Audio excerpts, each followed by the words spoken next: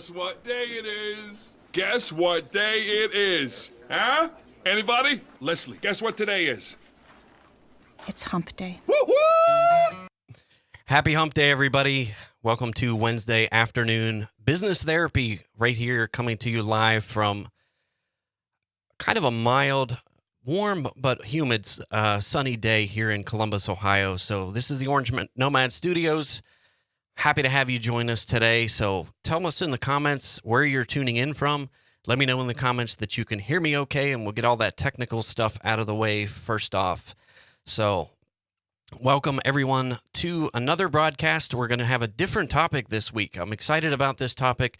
I'm excited about our guest today. So welcome, Mike Barton from Georgia, tuning in from Georgia today. So let me move these comments around so we can get, that's a little bit better, I think. So awesome.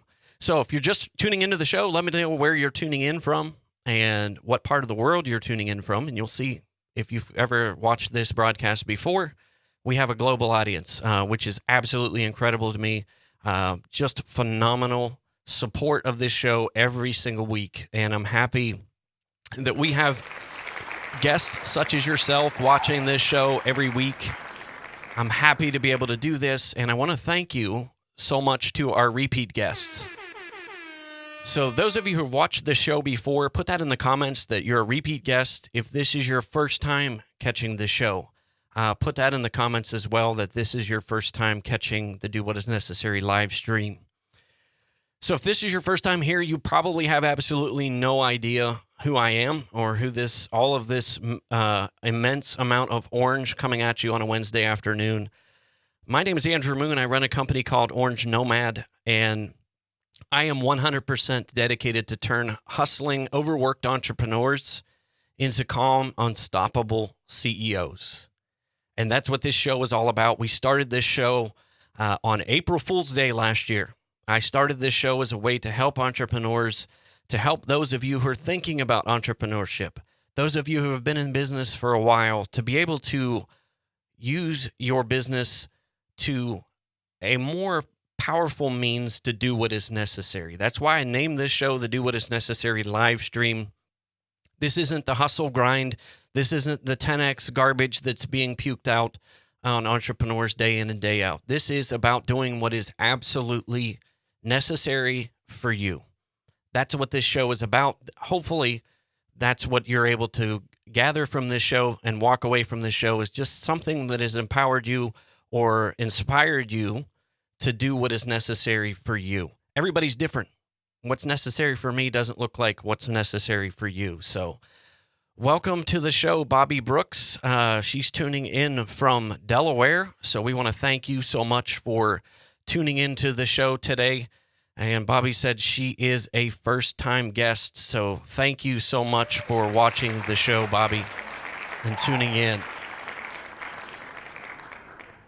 All right, so if you have Bitcoin questions, if you have crypto questions, any type of questions whatsoever, go ahead and drop those in the comments. And this is going to be an absolute fun topic for me today because this isn't our normal topic. And I'm probably going to get some education myself today. So I actually brought in an expert to talk about Bitcoin and give us the Bitcoin basics. Thank you so much, Robert Gibbons, for tuning in. Robert has been a long-time supporter of the show, so welcome back. Thank you so much, Robert. Tuning in from the UK. We've got a strong UK contingent every single week that's represented, so thank you so much for supporting the show and telling others. Welcome back, Kyle Kenyon, to the show. Hopefully you're doing well. Hopefully you've recovered from the stress for IT providers over the last couple weeks. It's been a stressful couple weeks.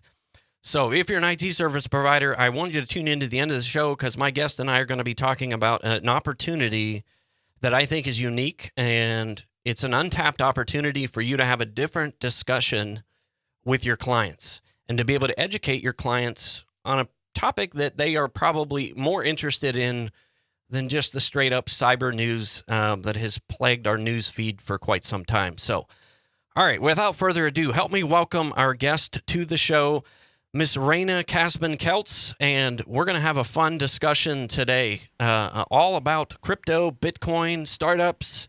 So if you have questions for Raina, put those in the comments. So welcome to the show, Raina. Thank you so much for tuning in and being live on the show today. So welcome. Thanks for having me.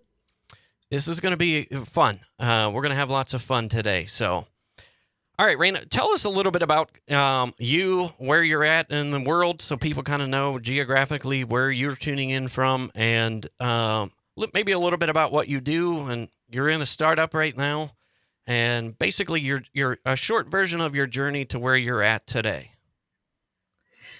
Okay. Well, it's a pleasure to meet everyone. Thanks so much, Andrew, for having me.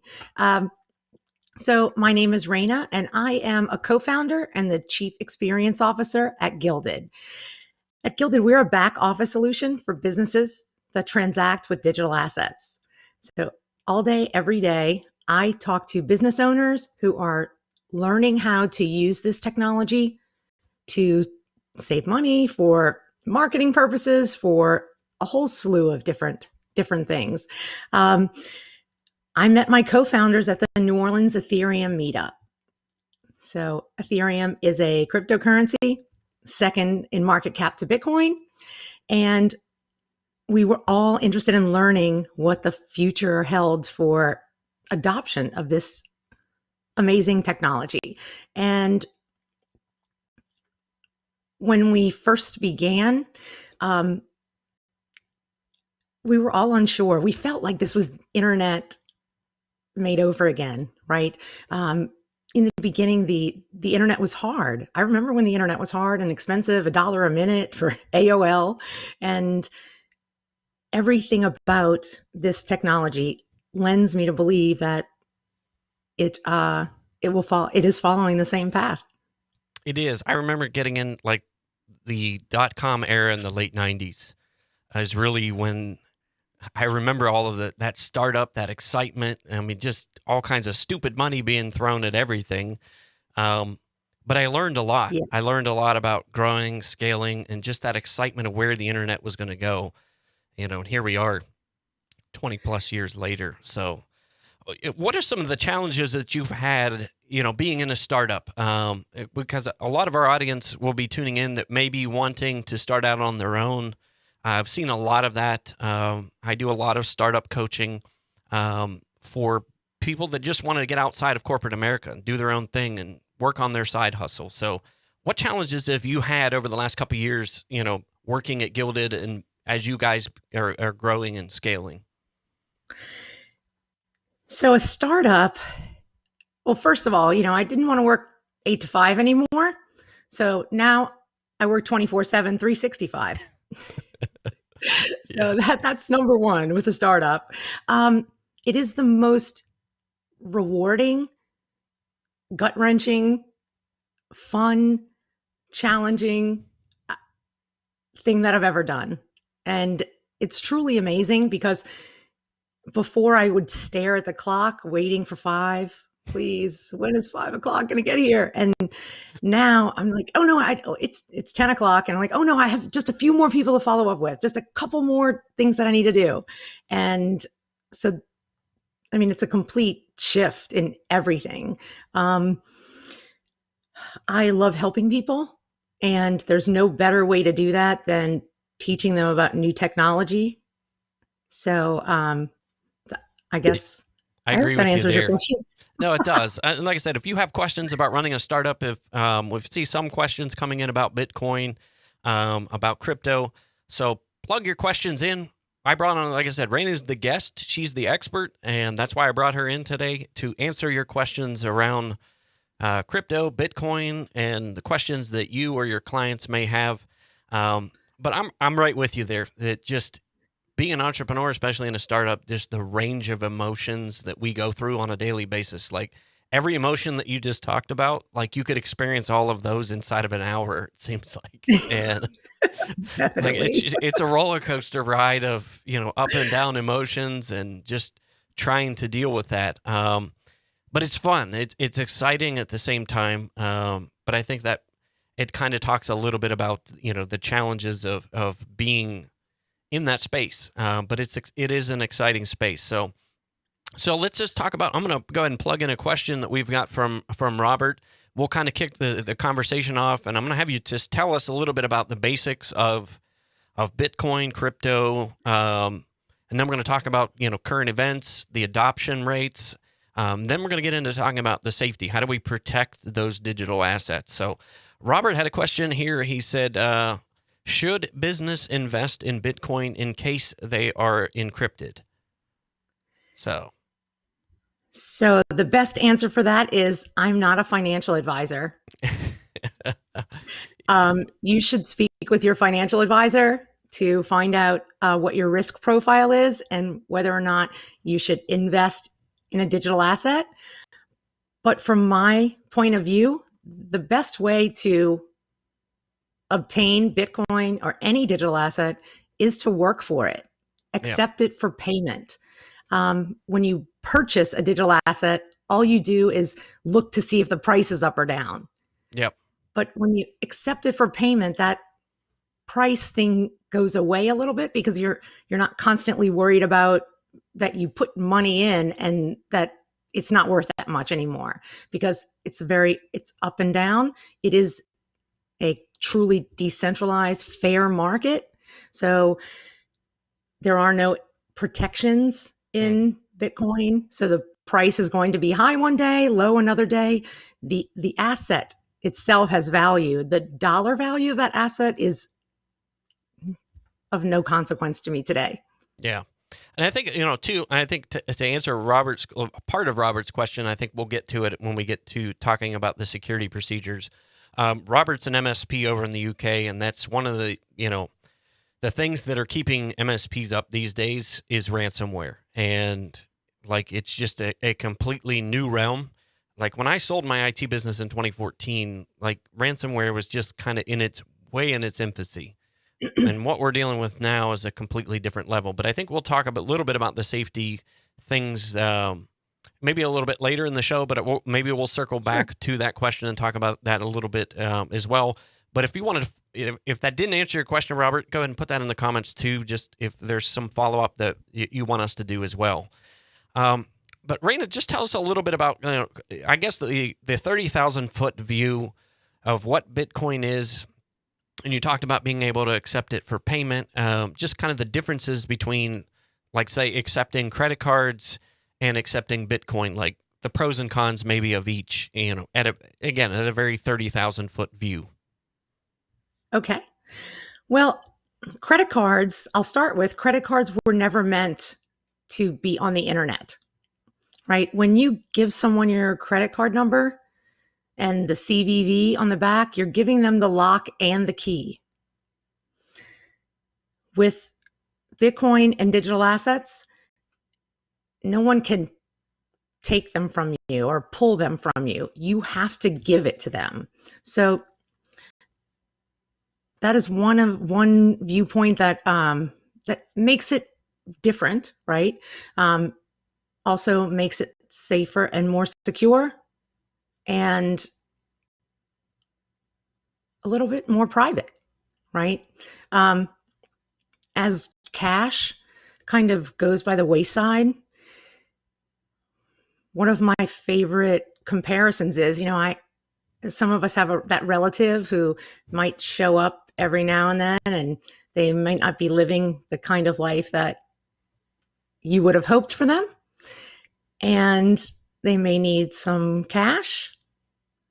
And with cash going away, you would be really hesitant to bank wire them. I mean, they probably can't get a bank wire or certainly can't accept your credit card. And on top of that, those transactions are available to, your banker, and your banker has to report any transactions like that. So Bitcoin just still enables you to do those things without being scrutinized for them. So I guess, there's a certain level of anonymity to it that, and we're talking a lot of it coming. Privacy has been, a topic of discussion for a while. So I think, the benefits, obviously being privacy concerns. But just, talk a little bit about like how would one go about accepting Bitcoin in the first place? Like how does somebody get it, maybe sign up for that? What would be the getting started point for a business?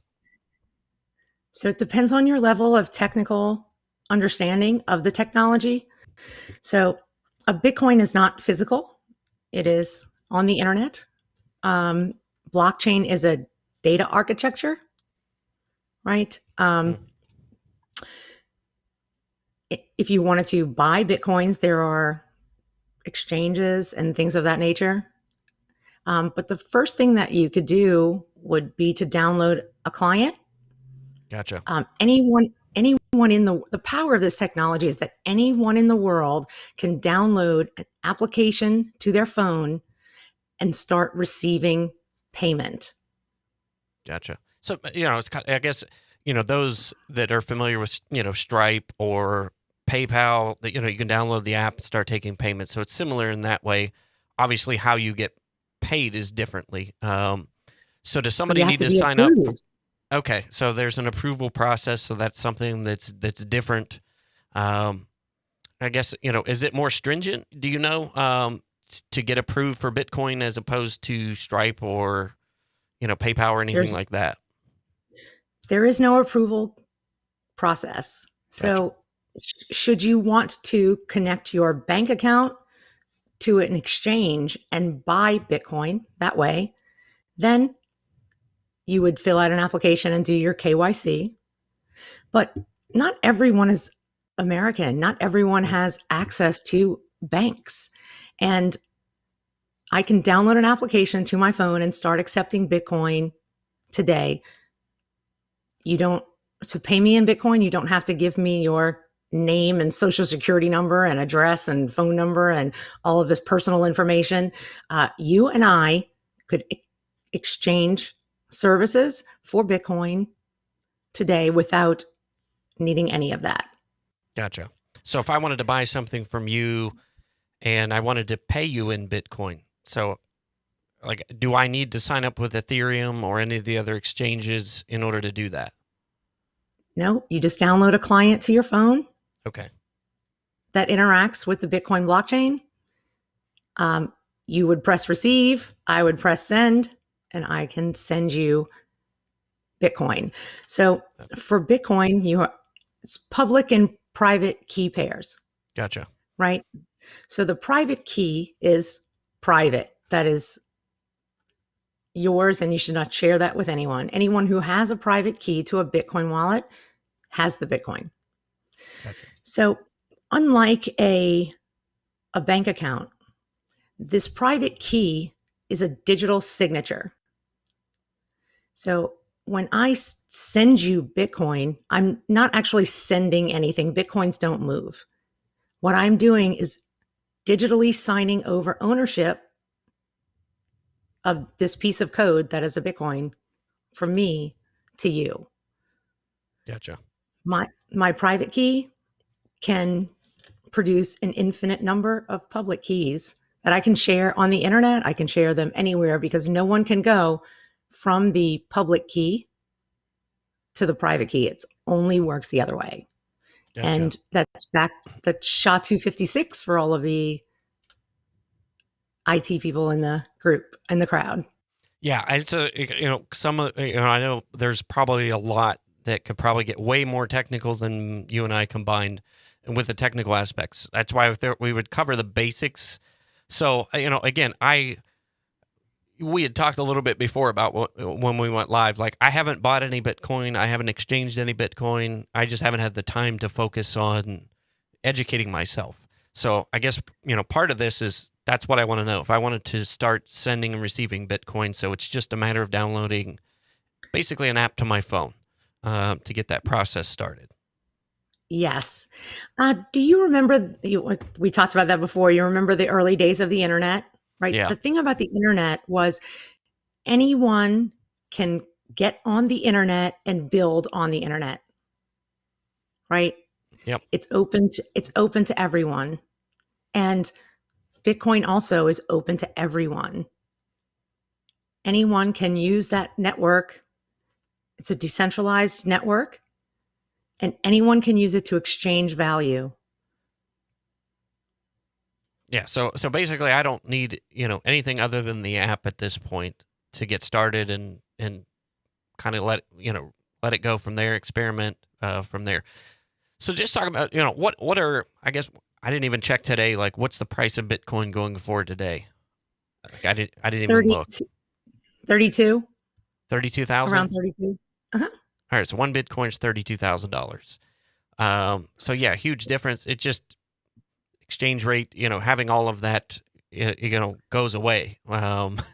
Really when you're exchanging between countries, which is another thing. We have a global audience here. I do business across multiple countries. That's where I've started the investigation of taking Bitcoin. And I think PayPal now is accepting Bitcoin, which was interesting to me the other day. I think I got a notice when I logged into PayPal. It said, I think you can take Bitcoin through PayPal now, which was interesting. So the thing about accepting Bitcoin from PayPal is it's not your Bitcoin. It's theirs. Gotcha. Okay. You can't take Bitcoin off of PayPal. Okay. The only thing that you can take off of PayPal is US dollars. Gotcha. So you can buy their Bitcoin and you can share it with other people, and then you can cash it out and pay capital gains tax on their Bitcoin, but you can never take the Bitcoin off of PayPal. See, you just taught me something. Like, I would have not known that. I was like, it was interesting. Like I said, I logged in on my phone, looked, and they're like, hey, we take Bitcoin now. You can, pay and accept a Bitcoin now. So that, yeah, I would have not known that part of it. So you taught me something today. So that's marketing behind that. I think so. And I, that again is like, it's adding to the confusion about what it is and, should you be using it? Shouldn't you be using it? But I think the whole idea of blockchain and the concept around the technology with blockchain, we see that being adopted inside of like logistics companies. I think I just watched like a documentary a couple weeks ago on Amazon about how some, shipping companies, global shipping companies are now using blockchain to keep track of assets, which I thought was interesting. So. Well, hopefully, maybe we won't run out of toilet paper if no they kidding. start using blockchain. Exactly. It's like all these ships getting backed up in port and all kinds of crazy stuff with shortages. So we do have a couple questions. It looks like we got 3 questions have come in so far. So we'll kind of take some Q&A. And like I said, if you want us to further dive into things, please put that in the comments too as well. So we're going to talk a little bit about current events, things that are going on, and what you're seeing as far as adoption rates. A couple of these are related around cyber, so I'm going to hold those to the end. Stephen had some comments on cyber, kind of dovetailed in with Robert's. So Bobby had a question too, and it kind of going back to the PayPal thing. She said, I recently noticed an ATM machine that had a Bitcoin button. I was confused. How can you take Bitcoin from an ATM? So what you're taking from an ATM is a wallet, a digital wallet. Okay. Right? So you are taking access to a portion of Bitcoin, or a whole Bitcoin. And what you would receive from that machine is a paper wallet that will have the private key on it that you can then scan into your phone. You can keep it in a paper wallet, but laminate it or keep it safe. But that paper wallet is a digital signature giving you access or ownership to a piece of a Bitcoin. Gotcha. So basically like an ATM receipt, it would spit out an ATM receipt with a QR key code on it. Okay. It's a QR code. Okay. Mm-hmm. So I guess that just raises a few other security questions for me anyway. Like if somebody you get held up at an ATM and somebody takes that piece of paper, can they do anything with it? That's all they need to do something. Gotcha. Okay. So it's just like physical money. You got to protect that. Make sure somebody's not looking behind your shoulder if you're in an ATM. So. Definitely. It is just like physical cash in that sense. If someone takes that piece of paper from you, or you lose it, or it gets wet, Yep. or anything like that, then it's gone. Gotcha. So to care for that, yes. We have a Bitcoin ATM inside the grocery store, where instead of those coin change machines, instead of you getting back US dollars, you put your coins in and then you get Bitcoin for that. Interesting. Interesting. Mhm. It's just, like I said, I remember like when I first set up my first business and we took credit cards, physical credit cards, those knuckle buster machines. And I remember you had Yes. to rent the machine from, whoever was, whatever bank was providing it. And it was stupid amount of money too for the machine. Like you had to lease the thing and it was like $60 or $100 a month, plus fees, plus transaction fees and all of that.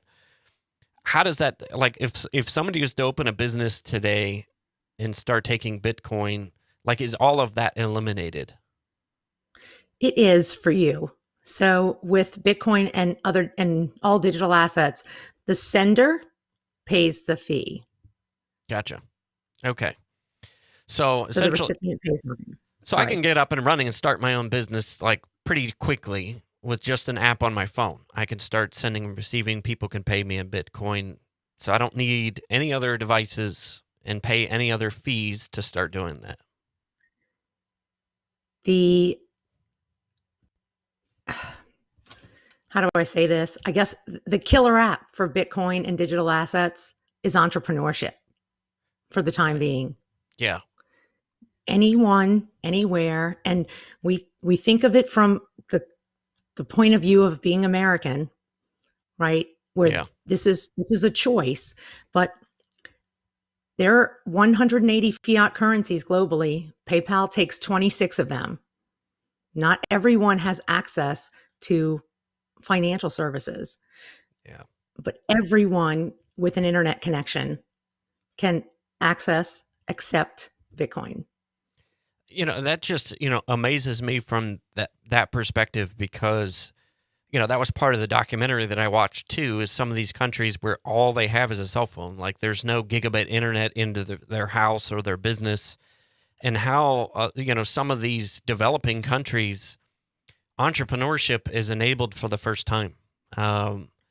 Because, it's difficult being an entrepreneur, and trying to scale and to grow and to get funding for that, that if you're not going to go down the traditional venture capital route, that Bitcoin levels the playing field, and allows a completely new way of funding your business and being able to take payments and to do those things. Yeah, that's amazing to me. And only about 1.5 billion people on the planet have access to banking, which means and there are about 4 billion who have access to the internet.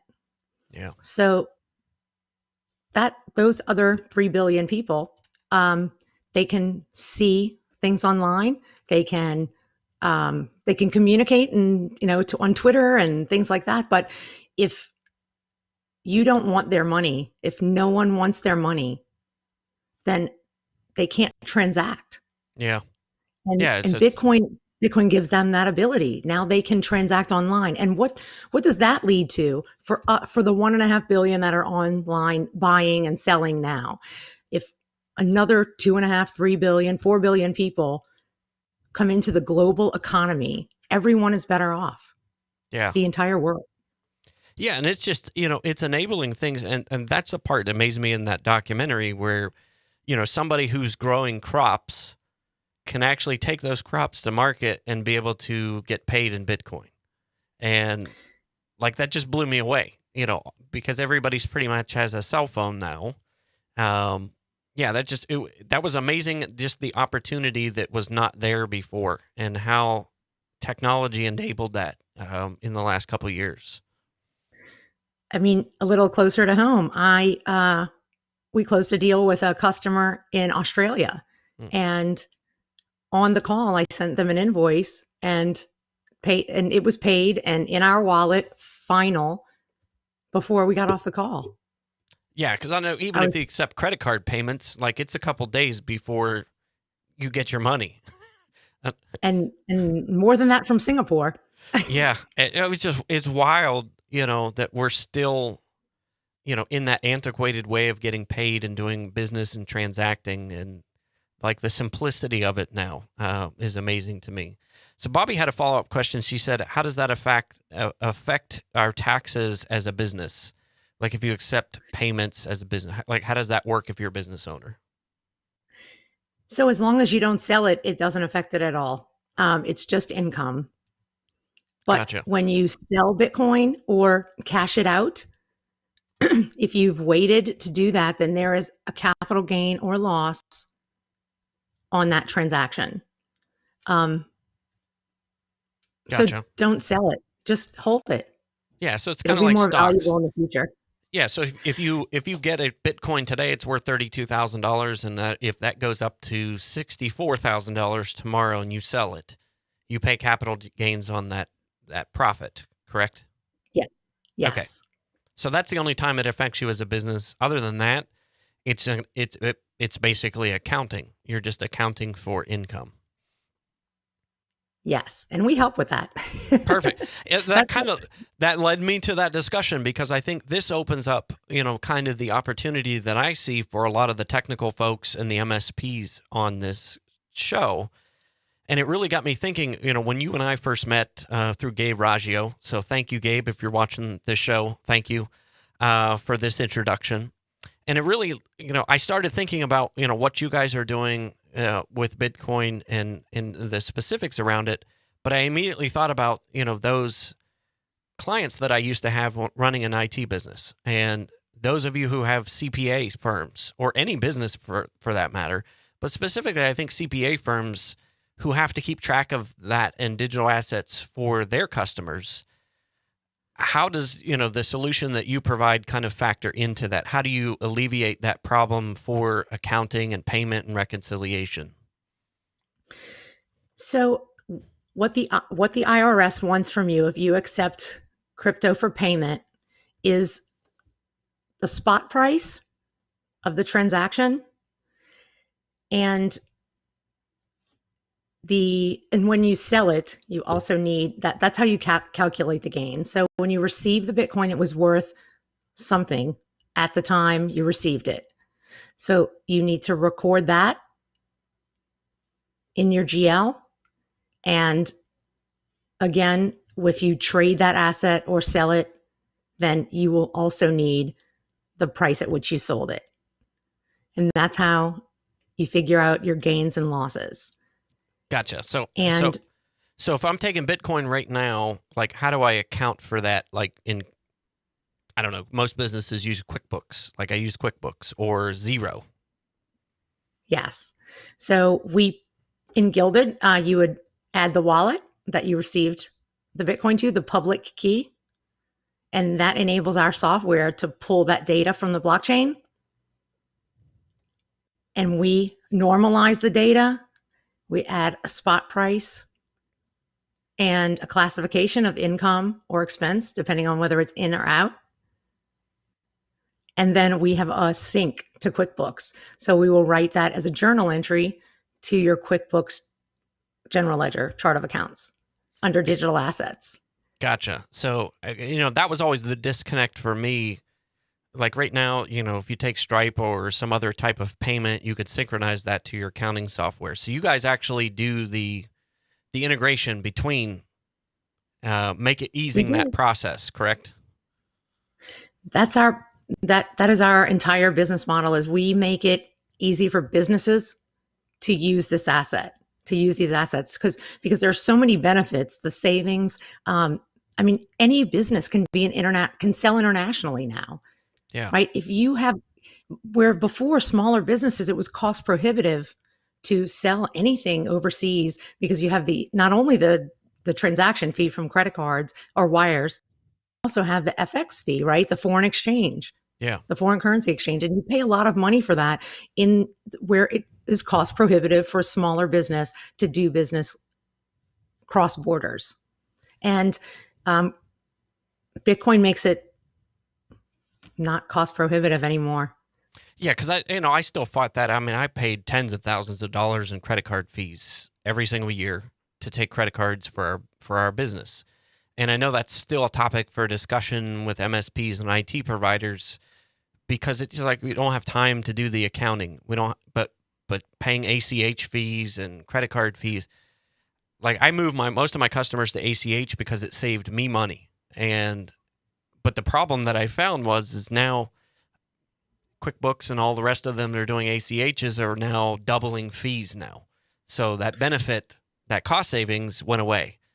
So I think that's an opportunity for you as an MSP to get paid differently. You actually solved the problem of taking care of the accounting because I'm an IT guy. Like I don't do accounting. So that would help me. Yes. And we also have built things like recurring invoices. So if you invoice someone on a monthly basis for the same amount, and our invoicing solution also comes with a powerful spot price engine in it. So you would price your invoice in US dollars, just like you do today. And the conversion is done at the time of payment. So that minimizes your exposure to volatility. And we support stable coins that are also backed 1-to-1 by dollars in the bank. And so those also make it easier on the accounting anyway. Yeah. And it's anything I can do to simplify the process and save the money as an IT provider. Because I've got, a million other things, to worry about, cybersecurity and ransomware, all those other things. Getting paid is the last thing that's on my mind. But I think like that's the other thing that I'm looking at right now with this business model that we're in is I do a lot of recurring payments. And as an MSP, everybody was on recurring payments. So that is, a huge benefit if I'm looking at it from that perspective. Like it opens up a different opportunity for me as a business. But I think it also opens up an opportunity to have a conversation with your customers and educate them with being able to save money for them. Like that's something that I didn't know before this call. That you guys had a solution that took care of the recurring payments and invoicing. So we have that, yes. And also, so your customers will also care more about security when they're securing their own funds. So Nice. the bank handles security, right? And so that's a difficult conversation to have with someone times about the things that MSPs talk about on a regular basis, keeping passwords and things like that safe. Yeah. But when you talk about holding your own digital assets, you have to practice good, safe. There's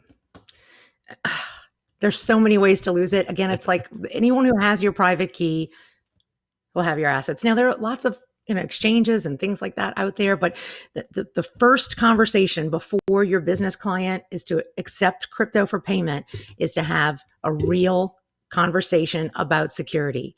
Don't use your Facebook email for your crypto wallets or crypto exchange. Don't do that. Just don't do it. Amen. Don't copy and paste your private key and onto your desktop. Don't do that. So it goes back to a lot of basics with your business, with the business, because no one else can care for your crypto. It's you and you alone. And that's the safest way to hold it. So I'm going to pop Steven's comment back up. It says, that's what he wants to talk about, the cybersecurity for MSPs. MSPs assess risk, measure the risk, manage the risk, and remediate risk. So that's what it's all about is, that's a large part of the conversation now. But yeah, he's also made the comment too, many of the ransomware attacks are avoidable.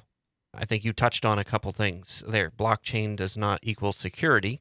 So besides, things like that, just password management, password education, cybersecurity education, I guess the adoption rate, where do you see the adoption rate right now, with maybe globally or here in the States or, I guess how soon do you expect, the majority of businesses to move to Bitcoin blockchain?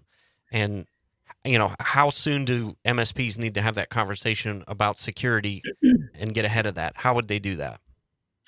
So they would start with digital deliverables. Any business that has digital deliverables, so there'll be web developers, they will be the first to move to digital assets. Because, so let's say I built a website for you and I charge you whatever I charge you to build that website. Once I turn the website over to you, it doesn't do me any good to take it back. There's nothing I can do. So should you issue a charge back or things like that? I mean, you have up to 3 months to do that. There's nothing I can do because I can't take my work back. With so many of the people who deal with digital deliverables, such as websites, they only accept wire transfer for that finality purpose, but it also takes forever for them to get paid. With crypto, every transaction is final. And so I think I know they are the first to go towards crypto for payment because it accelerates cash flow for them. Anyone doing a lot of cross-border transactions it's really just, it's a no-brainer there. And as time goes on, blockchain fees and things like that will settle down. Right now, sometimes it's brand new technology. So sometimes they're high, sometimes they're low. It depends on the congestion of the chain at the time. In the future, though, this technology will enable micropayments. And there are people working on that today. There are solutions for that today. So if you have a website and people can tip you on your website if you use the Brave browser, which is a security-focused web browser, you have a crypto wallet embedded in the browser, and people can actually tip you in whatever coin, whether it's 5 cents or 10 cents, and that doesn't have to go through anyone. It goes directly from your viewer who appreciates your content right to you. As a matter of fact, Andrew could post a public key to his Bitcoin wallet or any cryptocurrency wallet right here on the podcast, and you could send him $1, $10 if you enjoy his content. That's what this technology enables, and that's not possible. I'm certainly not putting my credit card number in on your live, but if you had a QR code, I could take my phone, snap your QR code, and send you a little bit of Bitcoin. Nice. You just gave me a new idea. Thank you. So absolutely, maybe we'll do that. I know that buy me a coffee thing is popular. Like that would be cool. All right. So yes, you talked about, a little bit of different, and Stephen also had one because you talked about cross-border being able to pay internationally and to get paid that way. So he said, how do you ensure that you do not receive Bitcoin from someone who's not on a sanction list or is not subject to U.S. warrant or things like that? Like, does that even come up as an issue? So in some cases it does. And in those cases, we usually default to an exchange for those types of transactions. There are also KYC providers out there, which if you're receiving money from someone that you don't know, you can have them KYC, just send money to your exchange or send money from an exchange there. But it is not, it's not something that is built into the Bitcoin protocol for sure. It is made to enable peer-to-peer payments. And so if you're, again, receiving money from a company overseas and you have them wire it, it's going to take days. There are fees behind that. If they pay with credit card, they now have 3 months to fraudulently say that what was given to them was not what they asked for. With crypto, that transaction is instant and it's final. Gotcha. So I guess, I guess how would we be assured? Like if I'm an entrepreneur and somebody pays me and I don't, most of the time we're going to know who they are. But if somebody pays me and I don't know who they are, like how could I check that? Like how would I check that? Why would it matter? Like if someone just tips you and you don't know them, I mean, I guess what he's saying is, how do you assure that somebody's not on a sanction list or a warrant list? Like you're accepting illegal money at that point. Like, how do you assure that that doesn't happen if I'm a business owner here in, say, the States? well, you would have done. I mean, you would have done business with them, right? I mean, this is someone that you're doing business with, and if you already have them as a client, you have their information. Someone that's on a sanction list, you wouldn't know. Gotcha. So I guess there is no way to know whether or not somebody that's paying you, if you don't know who they are, there's no way to know. No more than there is to know that someone who is on a sanction list built something on the internet. Yeah, fake website or whatever. So I'm going to go back to it's open. Yeah, Stephen also had a comment too. I love Stephen. If you've got other questions, about Bitcoin, I know we're coming up to the top of the hour here. He also said if you accept $32,000 in Bitcoin as income and that adds to your profit, don't you owe tax on the income portion? So I guess that goes on a different line item in your taxes, correct?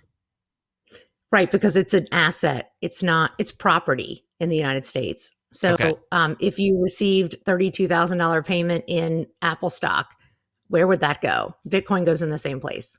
Gotcha. Okay. That clear. And then if you sell it, then you would pay another tax on that basically, which is capital gains tax. Right.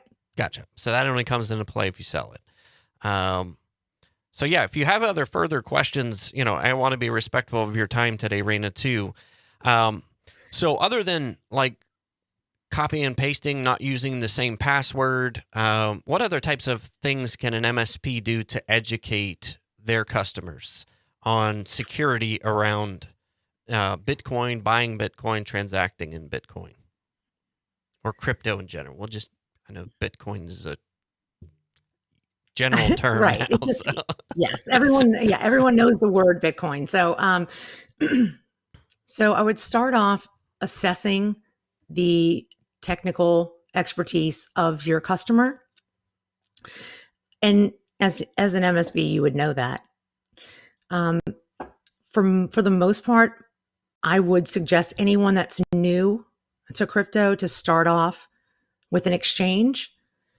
Coinbase is one that I recommend. Coinbase is now a publicly traded company. The assets that they hold are insured, FDIC insured.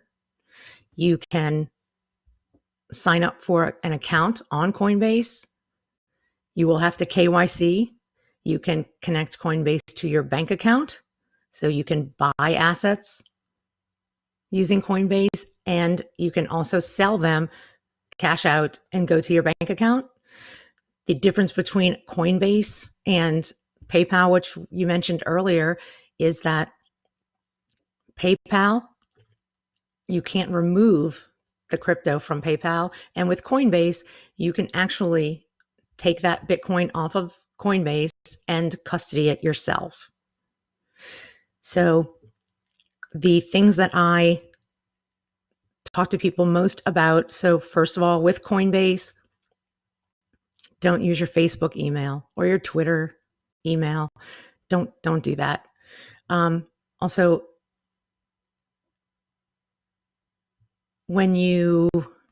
before you take Bitcoin off of Coinbase, educate yourself.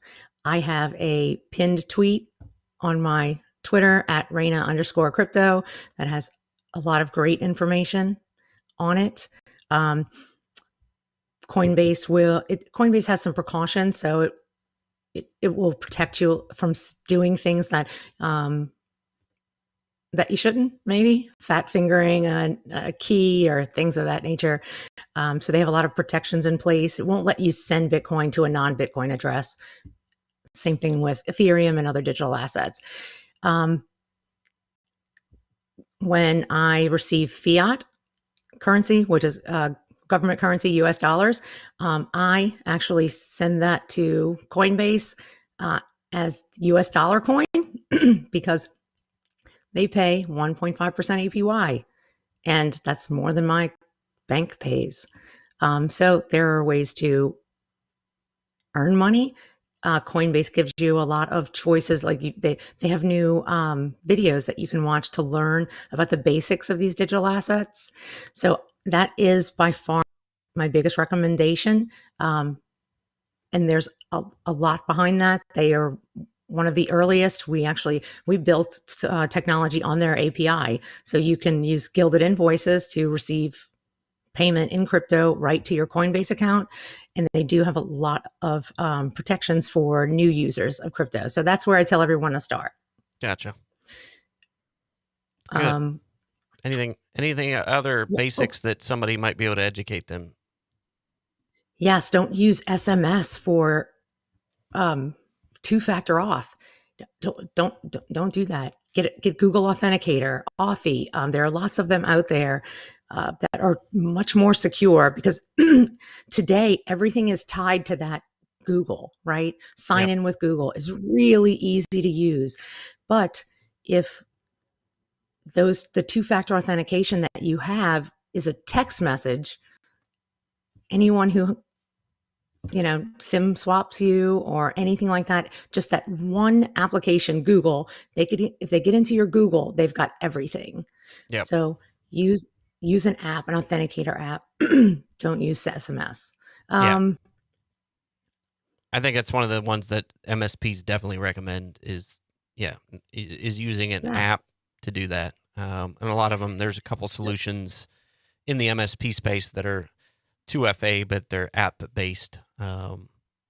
So password protection, selecting, a reputable like Coinbase, and 2FA, some other type of authentication method. So would those be your top three that you see?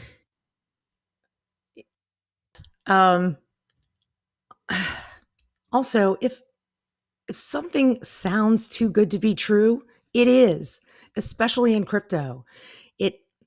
It's like the internet, like email before spam filters. Gotcha. There are no spam filters for crypto yet. So if someone tells you to send them Bitcoin and they will send you back more Bitcoin, that is a lie. Not as much of a lie as the prince who is coming to the US and I need to send you money to your checking, those early email scams, right? Everyone remembers that. They exist today. They're alive and well in crypto. And don't pick up USB drives and just plug them into your computer. Right? Yep. Those are the kind of things that being more aware will save you a headache and money in the future. Yeah, I think it is, those are typical conversations that we have as MSPs anyway. But I think, my approach, the opportunity that I see is people are going to be asking about Bitcoin. Your clients are going to be asking about Bitcoin. And the more educated that you can be as an MSP to have that conversation, it opens up a different conversation about cybersecurity. Because now, if they're going to accept Bitcoin, it's no longer an option to do 2FA. And I think a lot of MSPs have been pushing that, but they're getting client pushback around that because it's something extra that they have to do. But again, I think that that's another conversation that you can have with your clients, that if you're accepting Bitcoin, like 2FA is not an option. Password managers are not an option. Like that's de facto. That's power windows and door locks in your car. 2FA is our gift. It's a gift to us to protect ourselves, protect us from what is out there. So not looking at two-factor auth as a chore, and looking at it as anyone who wanted to target you personally, there's nothing you can do to stop them. Know that this is the truth with a capital T. So two-factor auth is your only protection against a targeted attack. Yep. Lots of talk. We can go on a while. So if you Still have questions if you're watching this after the fact. If you missed the live stream and you have questions, please put those in the comments as well, and I'll get those passed along to Raina as well. So I'm going to go ahead and put your LinkedIn profile. So please connect with Raina on LinkedIn. She'll tell you a lot about Gilded and some of the other things, but she's a great educator on all things crypto. So it's Raina Casbon. So linkedin.com/Raina Casbon. Did I say that right? Yeah. Yes. Okay. I didn't ask you that before the show. So my name's easy to pronounce. My last name's easy to pronounce. So. Well, yes. My father's French. My father's side of the family, they're all French. So in generations back, it would be Casbon, but Gotcha. we don't do. I got this hillbilly got close then. So. Hey, you did absolutely. Well, in crypto, there's something that people, we talk about moon boys. Yep. That's a real, when is this, asset going to moon? And so, yeah, well, that was the first thing I thought of when I saw your name, and it was, yeah. Anyway, I thought it was funny. A lot of people are surprised that I'm just a hillbilly. So, but yeah, so, Stephen said thank you. So he wanted to thank you for the information. So if you found this beneficial today, and at least having an educate, you've helped me definitely, Raina, to be a little more educated and to know, where to start. Like I said, I've been contemplating it. Now I think, there's a few things that I learned today, like the PayPal thing. Like I wouldn't have known that. Taking payments for, in Bitcoin for recurring payments, like my membership. I've had a few people ask me about, can I pay for my membership in Bitcoin? But I'm definitely taking you up on the micro payments. I'll take some coffee money through Bitcoin. Happy to do that. So thanks for that idea. The Brave browser is amazing. I use the Brave browser on my cell phone all the time. It saves you data, and you don't have all of it's privacy focused browser. Yep, I've messed around with that a little bit. So I guess the other takeaway for me too is 2FA. My suggestion would be, I think, to a client, if I had a client asking me about it, is to use a dedicated separate email for Bitcoin. Proton Mail. Okay, Proton Mail. So yeah, so don't you? I'm with you. I still have people that are on AOL. AOL emails, and they're trying to do that for business. Like it's a hard fight. Exactly.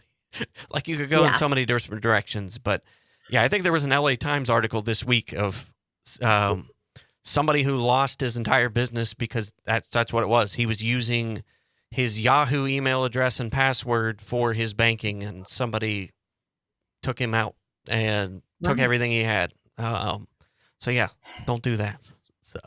So I'll say one other thing, whether you ever intend to buy or use or accept digital assets, learn about it.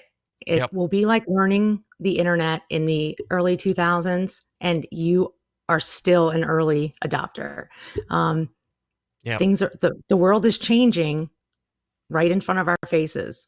Yeah, Bobby Brooks said, yes, that's been helpful for her lack of understanding in Bitcoin. So yeah, thank you for the education today.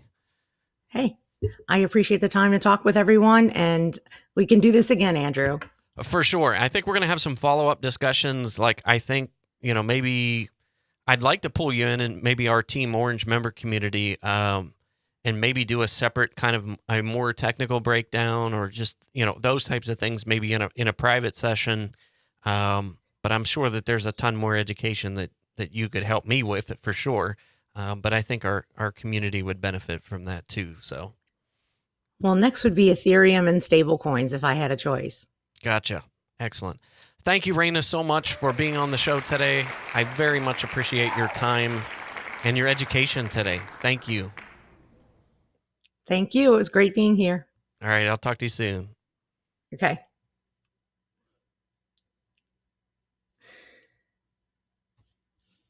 Green going here. Thanks so much for hanging out with us today. That was a fun show for me. It was one of those topics that I didn't have a lot of education around, and that's why I brought Raina on today to help educate this hillbilly from West Virginia about Bitcoin. I'm a tech guy of heart. I know there's a lot of tech folks that watch, so I know that this is a topic that we're going to have a lot more discussion about in the future. But thank you so much for watching the show today, for hanging out with us live. For those of you who were able to do so live, if you're watching this on the replay, thank you. I'm happy to have you as a guest every single week watching this show. I've got some more interviews coming up on some various topics over the next couple weeks that I think will be of interest to our entrepreneurial community, and I'm excited about those. So if there's anything we can do, topics that you want to learn about, please put those in the comments as well. If you would like to support the show, I'm not taking Bitcoin yet, but if you would like to buy some sweet Team Orange merch to help support the free content that we bring every single week to the entrepreneurial community around the world, you can go to orangenomad.com/merch. My boy Robert Gibbons, I know it's summertime, so I've got t-shirts. Any kind of merchandise would help me tremendously. But more importantly, if you could share this with other people, if you could let them know about this show, so we can help spread the word, spread the love. So tell your neighbor, tell your dog, tell your friends. We appreciate every time that we have a new guest, and those of you who tune in and support the show every single week. I appreciate you more than anything. Thanks again for watching the show today. We're going to go ahead and wrap, and I will see you next week on next week's show. And you take care. And as I end this show every single week and have for the last year and a half, always stay humble and kind, and always do what is necessary. See you next week.